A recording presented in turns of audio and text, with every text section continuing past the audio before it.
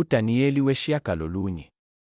Ngomnyaka wokuqala kaDariyu indodana ka-Ahashiveroshi, wozalo lwamaMede, owabekwa inkosi phezu kombuso wamaKhaledi. Ngomnyaka wokuqala wokubusa kwakhe mina Daniyeli ngaqonda ngezincwadi umumo weminyaka elakhuluma ngawo izwi likaJehova kuJeremiya umprofethi ukuba kupheleliswe ukuchithwa kweJerusalema, iminyaka engamashumi 70.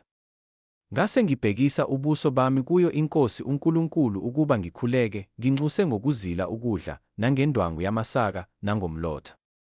Ngakhuleka kuJehova uNkulunkulu wami, ngavuma ngathi, "Onkosi, Nkulunkulu omkhulu nowesabekayo, ogcina isivumelwano nomusa kwabamthandayo nabagcina imiyalo yakhe, sonile, siziphathe kabi, senzile okubi, sihlubukile, sachezuka emiyalweni yakho nasezahlulelweni zakho. Asilalelanga izinceku zakho abaprofethi ezazikhuluma egameni lakho emakhosini ethu, nasezikhulwini zethu, nakobaba, nakubo bonke abantu bezwe.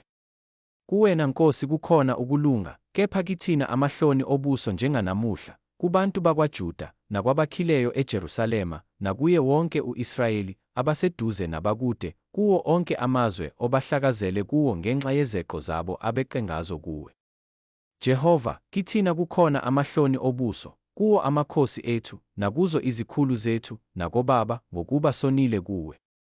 Kepha kuyo inkosi, uNkulunkulu wethu, kukhona umusa nokuthethelela, ngokuba simhlubukile, asililalelanga izwi likaJehova uNkulunkulu wethu ukuba sihambe ngemithetho yakhe ayibeka phambi kwethu ngezinceku zakhe abaprofethi. Wonke u-Israyeli weqile umthetho wakho, echezuka ukuze bangalilaleli izwi lakho, ngalokho isiqalekiso sithululwe phezu kwethu kanye nesifungo esilotshiwe emthethweni kaMose inceku kaNkulunkulu, ngokuba sonile kuye. Uqinisile amazwi akhe awakhuluma ngathi nangabahluleli bethu abasahlulelayo ngokusehlisela okubi okukhulu, ngokuba phansi kwezulu lonke akwenziwanga njengokwenziwe kulo iJerusalema.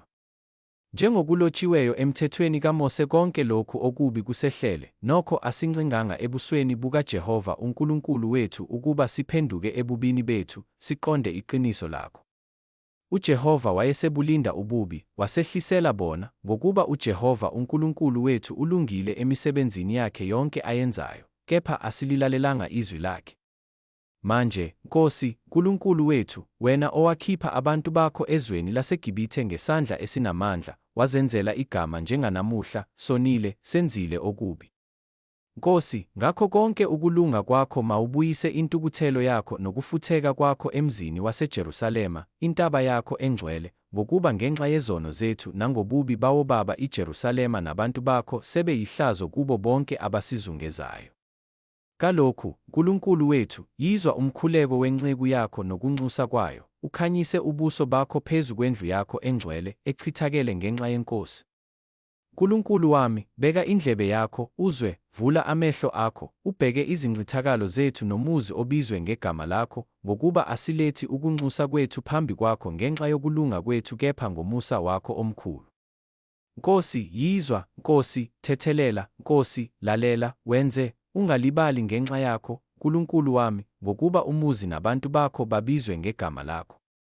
Ngisakhuluma ngikhuleka, ngivuma izono zami nezono zabantu bakithi u-Israyeli, ngiletha ukunxusa kwami phambi kukaJehova uNkulunkulu wami ngentaba engcwele kaNkulunkulu wami, yebo, ngisakhuluma ngomkhuleko. Lowo muntu uGabriyeli engambona embonweni kuqala, endiziswa ngokushesha, wangithinta ngesikhathi somnikelo wakusihlwa. Wangiqondisa, wakhuluma nami, wathi, Daniyeli, sengiphumile ukukuhlakaniphisa nokukuqondisa. Ekuqaleni kokunxusa kwakho izwi lavela, sengifikile ukukutshela, ngokuba uthandekile, ngalokho qonda lelizwi, uqonde nombono.